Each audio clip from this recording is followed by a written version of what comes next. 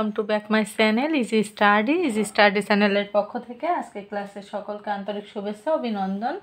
আশা করি তোমরা সকলে ভালো আছো, সুস্থ আছো। তো আর কয়েকদিন পরে তোমাদের বার্ষিক পরীক্ষা অনুষ্ঠিত হবে। তো বার্ষিক পরীক্ষার সবথেকে ইম্পর্ট্যান্ট একটা অধ্যায় হচ্ছে তথ্য বোঝার সিদ্ধান্ত নিই। তো তথ্য বোঝার সিদ্ধান্ত নিই বা তথ্য অনুসন্ধানের এই অধ্যায় থেকেই সবথেকে বেশি প্রশ্ন করা হয়ে থাকে এবং কি সবথেকে বেশি মার্কও ওঠানো যায় এই অধ্যায় থেকে। কয়েকটি টপিক খুব ক্লিয়ার করলে আমরা খুব ইজিলি এই নাম্বারগুলো অর্জন করতে পারি। আর আমাদের এই অধ্যায় থেকেই প্রতি বছরই 2 সেট করে প্রশ্ন অর্থাৎ সৃজনশীল প্রশ্ন দেওয়া হয় এবং 3 থেকে 4টি এমসিকিউ দেওয়া হয়, 2টি সংক্ষিপ্ত প্রশ্ন এবং একটি এক কথায় প্রকাশ থাকবে।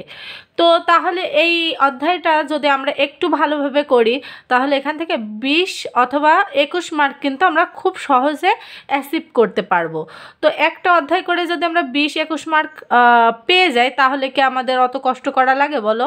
তো চলো এই অধ্যায় থেকে কোনগুলো বেশি ইম্পর্টেন্ট, যেমন ক্রমযোজিত গণসংখ্যা নির্ণয় করা, মধ্যক নির্ণয় করা, প্রচুরক নির্ণয় করা, একটা সারণী দেওয়া থাকবে, সারণী থেকে পির মান বা এক্সের মান নির্ণয় করা, তারপর গাণিতিক গড়, সংক্ষিপ্ত গড়, মধ্যক, এই সমস্ত টপিকগুলো আজ আমরা সব কিছু ক্লিয়ার করব।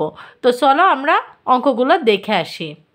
তার আগে অঙ্ক করার আগে আমাদের একটা কাজ হচ্ছে, সর্বপ্রথম কাজ সেটা হচ্ছে সূত্র সম্পর্কে জানা। কারণ সূত্র যদি না জানি তাহলে কিন্তু কোনো অঙ্কই আমাদের সম্ভব না করা।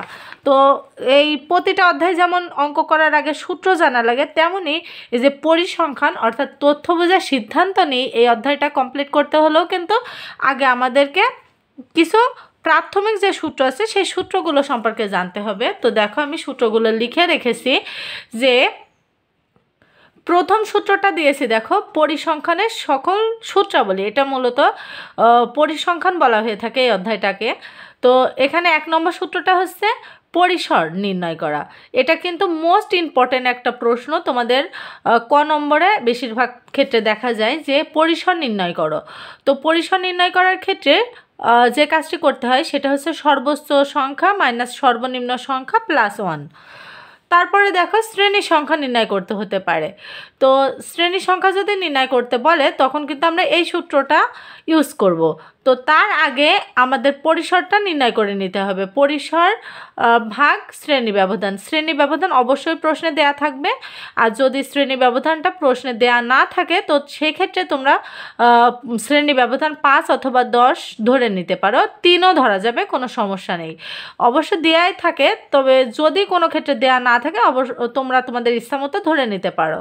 তবে সেক্ষেত্রে তোমরা 3, 5 অথবা 10 এই সংখ্যাগুলো ধরলে বেশি সুবিধা হয়।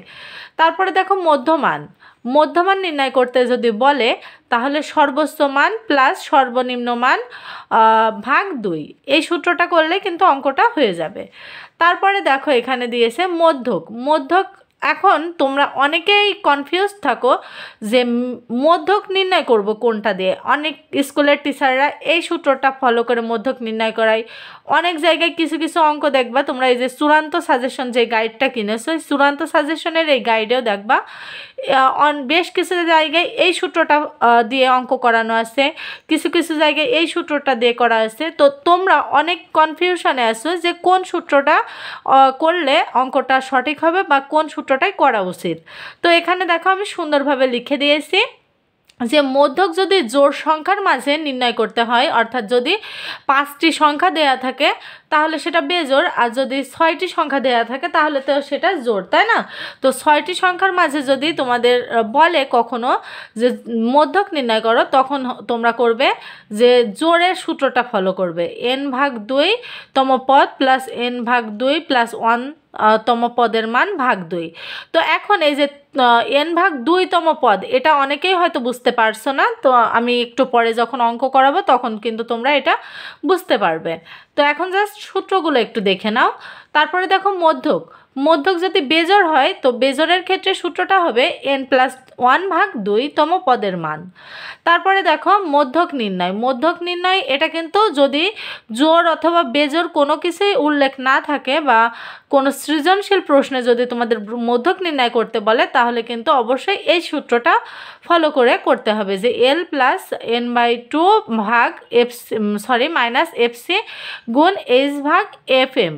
এই সূত্রটাই আমরা বেশি ইউজ করি, কিন্তু কখনো যদি প্রশ্নে জোড় অথবা বেজোড় উল্লেখ থাকে বা জোড় অথবা বেজোড় সংখ্যা দেওয়া থাকে তখন তোমরা এই দুইটা সূত্র মধ্যে যে কোনো একটি ইউজ করবা।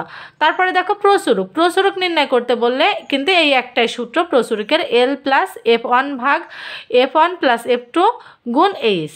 তারপরে দেখো গাণিতিক গড়, গাণিতিক গড়কে x বার দ্বারা প্রকাশ করা হয়। তো গাণিতিক গড় আর সংক্ষিপ্ত গড়, গড় বলতেই কিন্তু x বার বোঝায়। তো x বার সমান সমান সামেশন fi(xi)/n। তো এই যে সামেশন fi(xi) এর মান কিভাবে বের করতে হয় সেটা আমরা একটু পরে প্র্যাকটিক্যালে দেখতে পারবো, তার জন্য পুরো ভিডিওটা তোমাদেরকে দেখতে হবে অবশ্যই। তারপরে দেখো এখানে সংক্ষিপ্ত গড় x বার সমান সমান a plus summation fi(xi)/n গুণ h। এই এইচটা কিন্তু শ্রেণী ব্যবধান। তো এই ছিল আমাদের আর কি এই অধ্যায়ের সূত্র।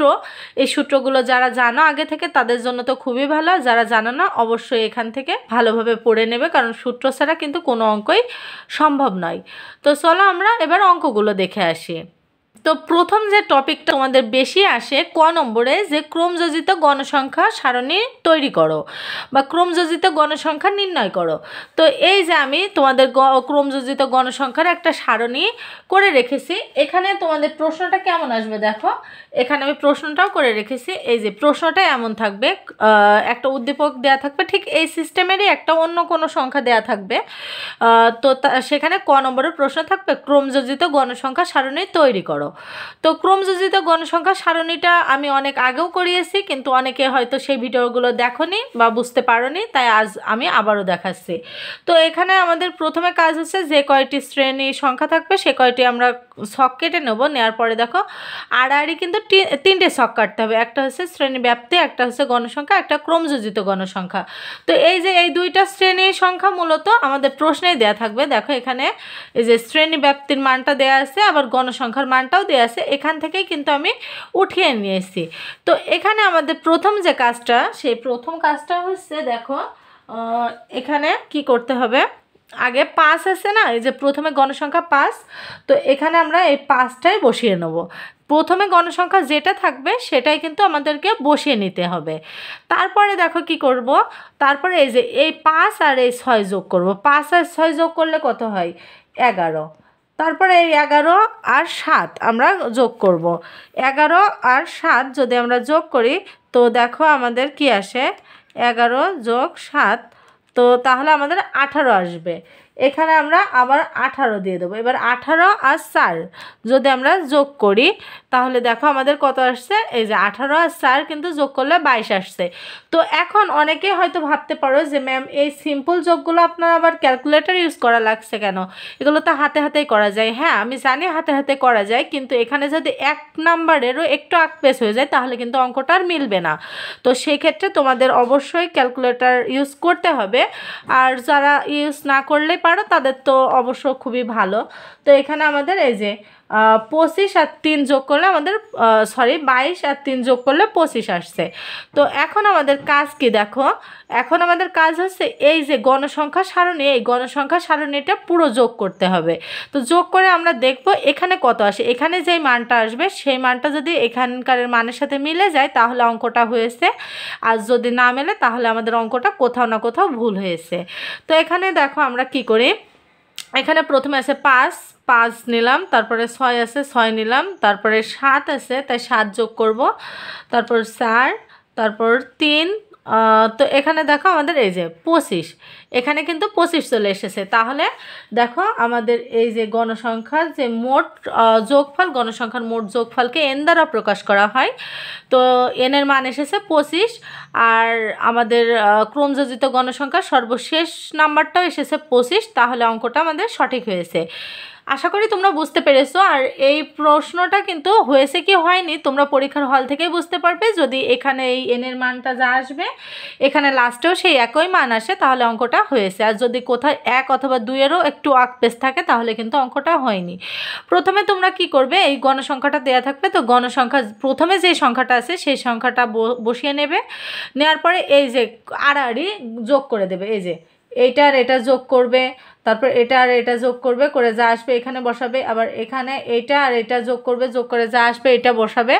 এইটা আর এটা যোগ করে যা আসবে এটা বসাবে। আমি কিন্তু এখানে দাগগুলো দিয়েছি জাস্ট তোমাদের বোঝানোর জন্য, তোমরা কিন্তু এই দাগগুলো আবার দিয়ে বসো না। তো এই ছিল আমাদের প্রথম টপিক, ক্রমযোজিত গণসংখ্যা সারণী নির্ণয় করা। তো চলো আমরা পরবর্তী টপিকটা দেখে আসি। তো তারপরে দেখো আমাদের কি এই যে ছকটা আছে এই ছক থেকে আমাদের প্রচুরক নির্ণয় করতে হবে। তো প্রচুরক বের করো। তো এখানে আমাদের কি করতে হবে, এই যে এখানে আমরা কি করব দেখো, এখানে যে শ্রেণীব্যাপ্তিগুলো আছে সেই শ্রেণীব্যাপ্তিগুলো আমি আগে উঠিয়ে নেব।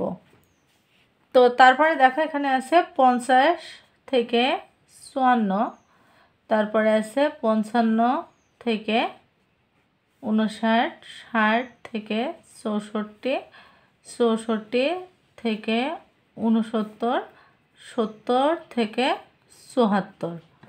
তো দেখো এটা আমাদের যে শ্রেণীব্যাপ্তি সেই শ্রেণীব্যাপ্তিটি আমি লিখে নিয়েছি। তারপরে দেখো আমাদের গণসংখ্যাটা আছে 4, 8, 10, 10, 20, 12 আর এখানে হচ্ছে 16। তো এখানে দেখো আমাদের কাজ কমপ্লিট। এখন আমাদের কি প্রচুরক নির্ণয় করতে হবে। তো প্রচুরক নির্ণয় করার আগে আমরা এখানে এন এর মানটা বের করে নিই। এখানে এন এর মানটা আমরা সেম প্রসেসে বের করব। এখানে দেখো 4 প্লাস 8 10, 4 8 10, তারপর 20 ছিল, তারপরে 12, তারপর 16। এই যে আমাদের 70 ছিল মোট হচ্ছে গণসংখ্যা, এখানে কিন্তু 70। এখন দেখো আমাদের কি ক্রমযোজিত গণসংখ্যাটা আমরা আগেই শিখে আসলাম। তো সেখান থেকে আমাদের প্রচুরক করতে হলে কিন্তু প্রচুরক আর মধ্যক এই দুইটা করতে হলে কিন্তু গণসংখ্যা খুবই জরুরি শেখা। তো এই যে 4 আছে তো আমি 4 বসিয়ে দেবো, 4 আর 8 আমি যোগ করে দেবো। তো 4 আর 8 যোগ করলে আমাদের আসে 12। তো এখানে 12টা দিয়ে দেবো। এবার 12 আর 10 আমরা যোগ করব, তাহলে কত 22। এবার 22 আর 20 যদি আমি যোগ করি, দেখো 22 আর 20 যদি আমি যোগ করি তাহলে আসবে আমাদের 42। তো এখানে 42 দিয়ে দেবো। এবার 42 আর 12 যদি আমি যোগ করি তাহলে আসবে আমাদের 54। তো এখানে আমি 54টা দিয়ে দেবো। এবার 54 আর 16 যদি আমি যোগ করি তাহলে এই দেখো আমাদের 70 চলে আসবে। তো এই যে এখানে যে 70 আসলো তার মানে কি আমাদের অঙ্কটা কিন্তু হয়েছে, যেহেতু এখানেও 70 আবার এখানেও 70। তো এখন আমাদের কাজ হচ্ছে এর যে আমাদের প্রচুরক নির্ণয় করব। তো প্রচুরকের যে সূত্রটা সেই সূত্রটা আমাদেরকে লিখে নিতে হবে। তো এখানে আমরা লিখব প্রচুরক। প্রচুরকের সূত্রটা আমরা কি দেখলাম একটু আগে, L প্লাস F1 ভাগ F1 plus F2, F1 plus F2 গুণ H। এটা কিন্তু মূলত আমরা প্রচুরকের সূত্রটা দেখেছি।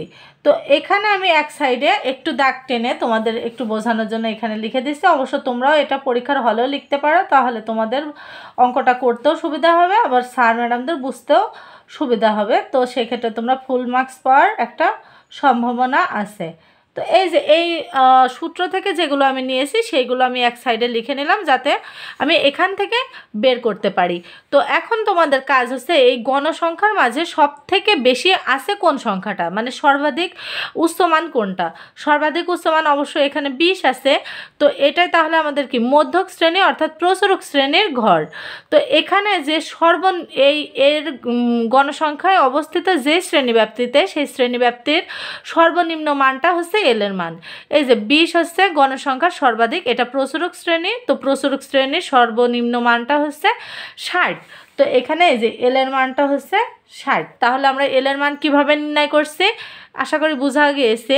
তো এখন F1 এর মান আমরা কিভাবে নির্ণয় করব দেখো, এখানে F1 এর মান হচ্ছে এই যে আমরা 20কে আমরা প্রচুরক শ্রেণী বানালাম, মানে প্রচুরক ঘর। তো এখন এই 20 আর এই 10 আমরা বিয়োগ করে দেবো, মানে এইটা এই যে এইটা আর এইটা বিয়োগ হবে।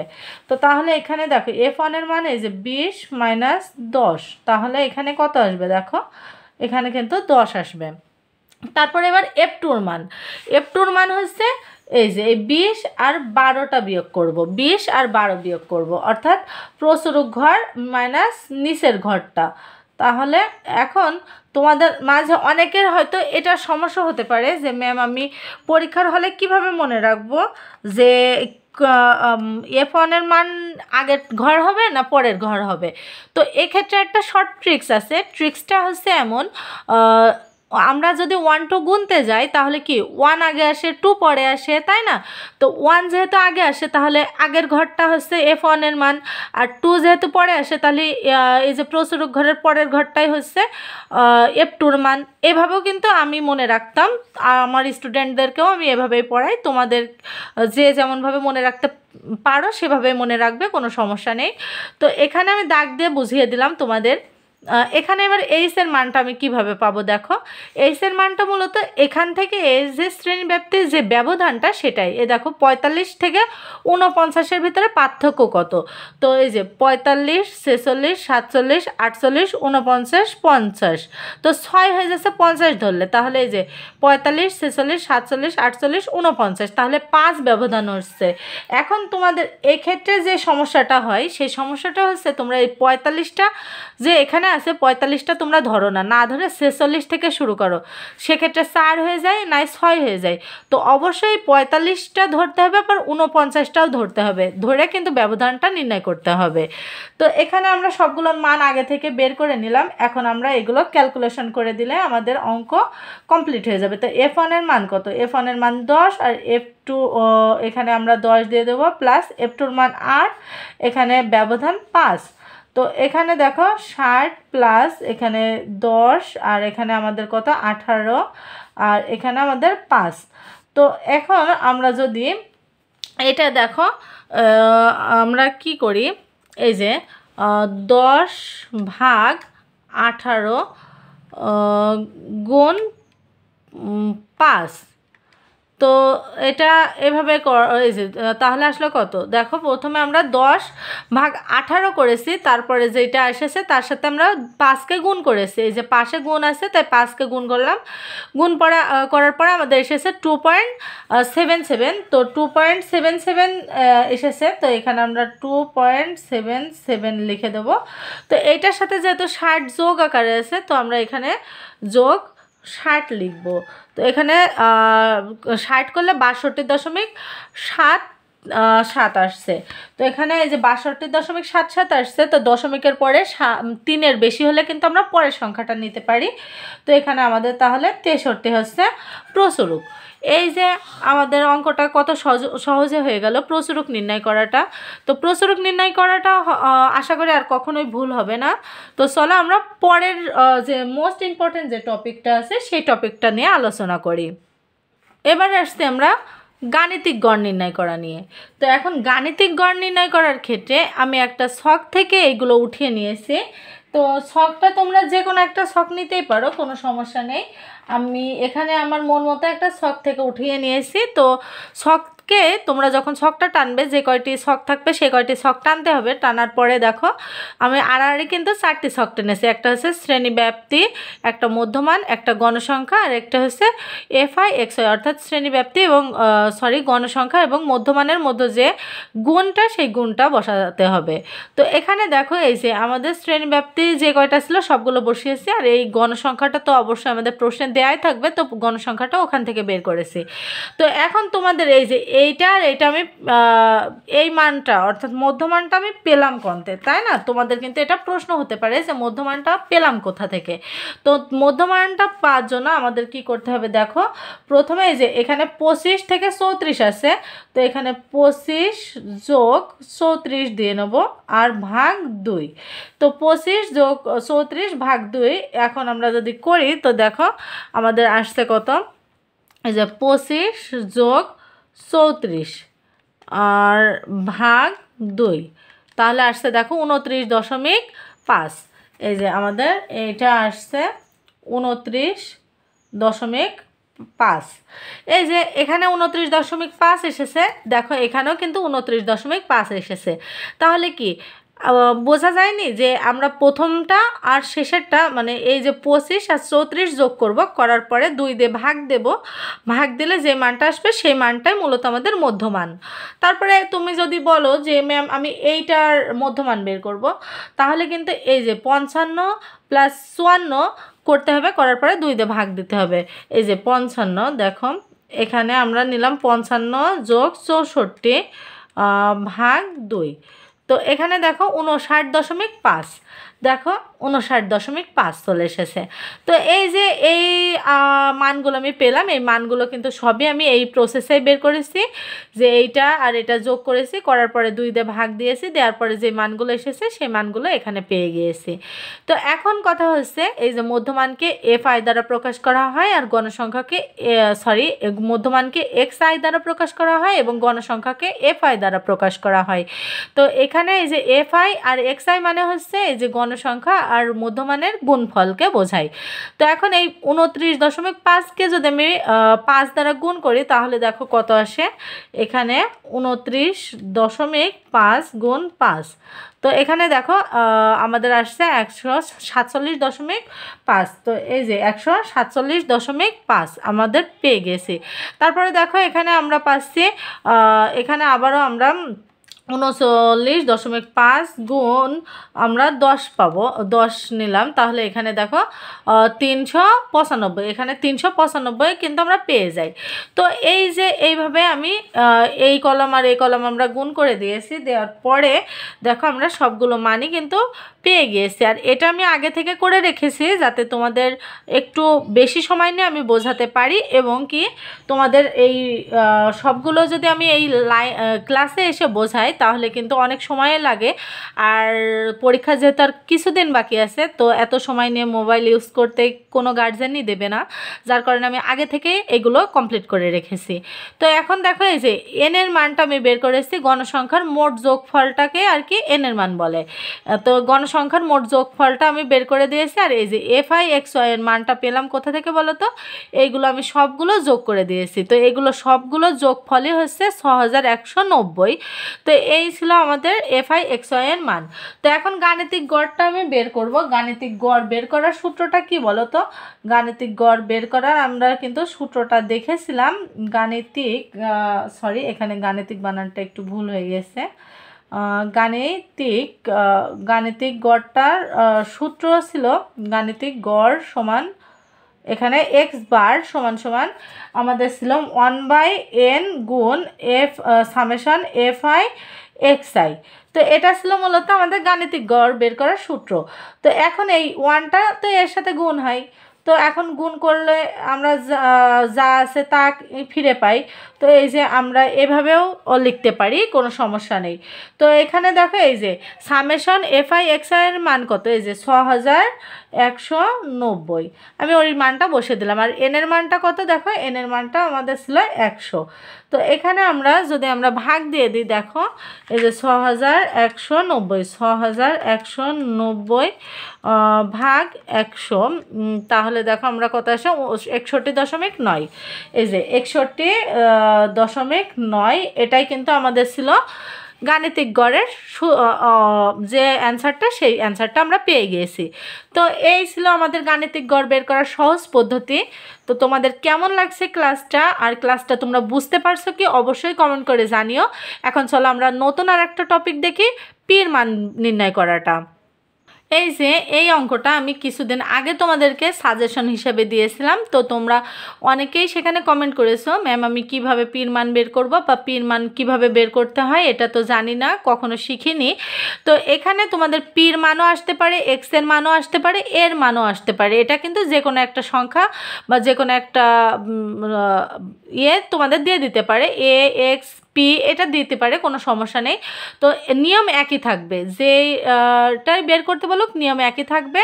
তো এখানে দেখো বলেছে প্রত্যক্ষ পদ্ধতিতে পির মান নির্ণয় করো। তো এক্ষেত্রে তোমাদের কি করতে হবে, দেখো এই যে শ্রেণী ব্যাপ্তিটা দেওয়া আছে, গণসংখ্যাটা দেওয়া আছে, তো যেমন দেওয়া আছে সবগুলো আমি সেমনভাবেই তুলে দেবো।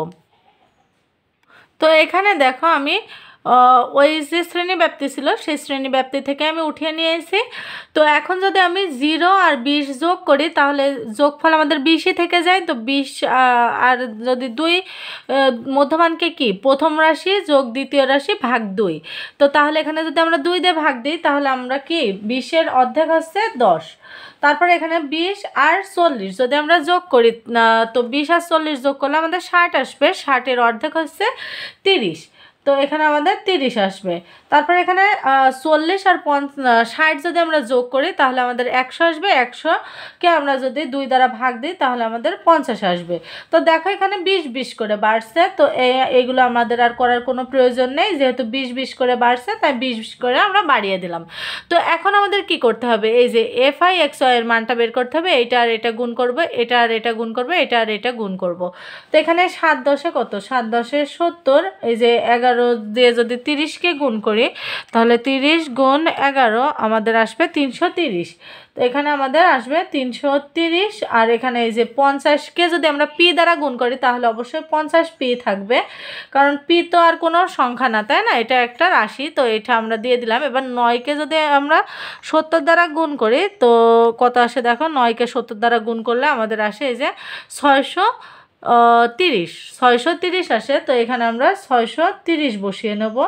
তারপরে দেখো আমাদের 90 গুণ 13, এই যে 90 গুণ 13, তো এখানে দেখো 1170, তো 1170 এসেছে, এটা আমরা বসিয়ে দিয়েছি। তো এখন আমাদের কি করতে হবে, এই যে এই গণসংখ্যাটা সব যোগ করতে হবে, আবার এটাও সব যোগ করতে হবে। তো গণসংখ্যার এখানে কোনো কাজ নেই, তাই আমি গণসংখ্যাটা যোগ না করি, এইটা আমাদের লাগবে, তাই এটা আমরা যোগ করে নেব। তো এখানে আমাদের কি করতে হবে, দেখো এই যে 50 পি আছে, এটা কিন্তু বাদ দিয়ে যোগ করতে হবে, কারণ পির মান তো আমরা এখানে পাইনি, তাই যোগ করব কিভাবে, তাই না। তো এই পুরো রাশিটা যোগ করলে দেখো আমরা যোগফল পাই এই যে 2200। তো 2200 আমি এখানে লিখে দেবো, এই যে summation of F I X I সমান 2200 যোগ এই যে আমাদের 50 পিটা ছিল, সেই 50 পিটা আমাদের আলাদাভাবে যোগ করতে হবে। তো আলাদাভাবে আমি যোগ করে রাখলাম, রাখার পরে দেখো আমাদের প্রশ্নে যেহেতু বলেছিল প্রত্যক্ষ পদ্ধতিতে পির মান বের করতে হবে, তাহলে অবশ্যই এটা গাণিতিক গড়ের কথা বলেছে। তো তাহলে আমরা গাণিতিক গড়ের সূত্রটা লিখে নেব। গাণিতিক গড় এক্স বার সমান সমান এখানে summation of F I X I, আর এখানে আমাদের কি ছিল বলো তো, গাণিতিক গড় নির্ণয় করার সূত্রটা ছিল এফ আই এক্স আই ভাগ এই জায়গায় আমাদের এন ছিল। তো এখন এখানে এই যে আমরা এন এর মানটা আমাদের লাগবে, এই যে 7 আর 11 যোগ করব, 7 যোগ 11 যোগ 9 যোগ 13, তো এখানে আমাদের কত আসছে 40। তো এই 40টা আমরা এখানে দেব, আর এখানে এই যে পি আছে, তো 40 যোগ পি আমরা দিয়ে নেব। তো এই 40 যোগ পিটা থাকবে, আর এখানে এটাও থাকবে। এখন দেখো তোমাদের অঙ্কটা যখন দেখিয়েছিলাম অনেকেই কিন্তু আরও একটা ইম্পর্ট্যান্ট জিনিস খেয়াল করনি, সেটা হচ্ছে এই যে গাণিতিক গড়ের যে মানটা দেওয়া আছে, দেখো গাণিতিক গড় 54, আর তারপরে কিন্তু উদ্দীপকটা দেওয়া আছে। তো এখন আমাদের স্টুডেন্টের মাঝে সবথেকে বড় যে ভুলটা হয় সেটা হচ্ছে উদ্দীপক কি আছে না আছে, আমরা প্রশ্ন টপিক কমন এসেছে মানে অঙ্ক করানো শুরু হয়ে যায়। তো আমাদের এটা সবথেকে বড় ভুল। আমাদের সর্বপ্রথম খেয়াল রাখতে হবে অঙ্কে কোথায় কোথায় কি কি ইনফরমেশন দেওয়া আছে, কারণ একটা ইনফরমেশন যদি আমরা কাজের ক্ষেত্রে না ব্যবহার করি তাহলে কিন্তু অঙ্কটা ভুল হয়ে যাবে। তো তাহলে এখানে গাণিতিক গড়ের মান 54 দেওয়া আছে প্রশ্নে। তো এখানে আমাদের কি এক্স বারের মান যেহেতু 54 দেওয়া আছে, তো আমরা 54 দিয়ে নেব। আর এখানে এই যে এফ(x,y) এর মান দেখো আমাদের দেওয়া আছে, পেলাম, এটা বের করলাম, তো সেই মানটা আমরা বসিয়ে নিলাম। তারপরে দেখো এখানে আমরা এন এর মানটা বসাবো, বসানোর পরে এই যে এইটা আমরা বসিয়ে নিলাম। তো এখন আমাদের কাজ হচ্ছে এর নিচে কিছু নেই মানে 1 আছে, তো এটা তাহলে এর সাথে আমরা গুণ করব, আর এটা আমরা এর সাথে গুণ করব। তাহলে কি আসবে দেখো, এই যে যে মানটা আসে সেই মানটা আমরা বসিয়ে নেব, প্লাস এই যে 50p সমান এই যে 40, আর ওইটা আমরা এক সাইডে রাখবো। এই যে 54 ভাগ এখানে 40 প্লাস পি আমি এক সাইডে রেখে দিলাম। তো দেওয়ার পরে এবার আমাদের কি পি যে পাশে আছে সবগুলো আমাদের এক সাইডে নেওয়ার দরকার, তো এক সাইডে নিয়ে নেব। দেখো এখানে আমাদের সবগুলো আমি এক সাইডে নিয়ে নেব, নেওয়ার পরে তারপরে আমি ক্যালকুলেশন করলে কিন্তু আমাদের অঙ্ক শেষ। এই যে এই সাইডে আমাদের যেহেতু এটা একটু অন্যরকম আছে, তো আমি সব এক সাইডে নিয়ে নেব। দেখো তো এখানে আমরা যদি 54কে 40 দ্বারা গুণ করি তাহলে আমাদের আসে 2160, প্লাস 54কে পির সাথে আমাদের গুণ করতে হবে, তো তাহলে আসবে 54p। যেহেতু এর মাঝে কোনো চিহ্ন নেই, যে তাই গুণ আকারে আছে, তাই গুণ করতে হবে। তো এখন আমরা এই পি যার সাথে আছে সেগুলো এক সাইডে নিয়ে নেব, আর বাদ বাকিগুলো আমরা অপোজিট সাইডে নিয়ে যাব। তাহলে এই যে 50p, আর এখানে প্লাস আকারে আছে, তাহলে এই সাইডে আসলে মাইনাস আকারে হয়ে যাবে। আর এখানে এই যে 2160 মাইনাস এখানে প্লাস আছে, তাই এটা মাইনাস হয়ে যাবে, তো 200 বসে যাবে। যার পরে দেখো এখানে -4 হবে, -4p। যেহেতু 50 থেকে 54 বাদ দিলে মাইনাস, বড় সংখ্যার আগে মাইনাস, তাই মাইনাস দিয়ে নেবো, -4p। আর এখানে দেখো আমাদের কত আসে, এখানে আসবে আমাদের -40, তো -40 বসে গেল। এখন আমি দুই সাইড থেকে মাইনাস আউট করে দেবো, -1 দ্বারা ভাগ দিয়ে। তো এখানে আমাদের কি পি থাকে, তো পির সাথে 4টা কি আকারে আছে, মাইনাস গুণ আকারে আছে, তো গুণটা ওই পাশে গেলে কি ভাগ হয়ে যাবে, অর্থাৎ পির মান হবে 10। এখানে কিন্তু আমি -1 দ্বারা ভাগ করে দিয়েছি, -1 দ্বারা ভাগ, তাহলে -1 দ্বারা ভাগ করলে উভয় সাইড থেকে -1 উঠে যাবে। তো দেখো অঙ্কটা কিন্তু অনেক ইজি, কিন্তু অনেক সময় তোমাদের হয় কি পরীক্ষার হলে তোমরা সঠিকভাবে মনে থাকে না, বা কিভাবে করব বুঝতে পারো না, যার কারণে কিন্তু অঙ্কটা জানার শর্তেও, অনেক সহজ হওয়ার শর্তেও তোমরা অ্যান্সার করে আসতে পারো না। তো এই ছিল আমাদের তথ্য অনুসন্ধান বা গাণিতিক গড়, যে গাণিতিক গড় সব কিছু আমরা আজ বিস্তারিত আলোচনা করলাম। তো এখন তোমাদের যদি আরও কোনো কিছু জানার থেকে থাকে অবশ্যই তোমরা কমেন্ট করে জানিও, আর ভিডিওটা তোমাদের কেমন লেগেছে অবশ্যই জানিও। আমার চ্যানেলটা যদি তোমাদের ভালো লেগে থাকে, ভিডিওগুলো তোমাদের উপকারে এসে থাকে, অবশ্যই আমার প্রতিটা ভিডিও একটি লাইক, কমেন্ট, শেয়ার এবং চ্যানেলটাকে সাবস্ক্রাইব করে দিও, বন্ধুদের মাঝে শেয়ার করে দিও। আর কোন কোন বিষয়ের উপরে বা কোন অধ্যায়ের উপরে তোমরা এইরকম বিস্তারিত আলোচনা চাও বা ভিডিও চাও অবশ্যই কমেন্ট করে জানিও। আজকের মতো এখানে বিদায় নিচ্ছি, ধন্যবাদ সকলকে।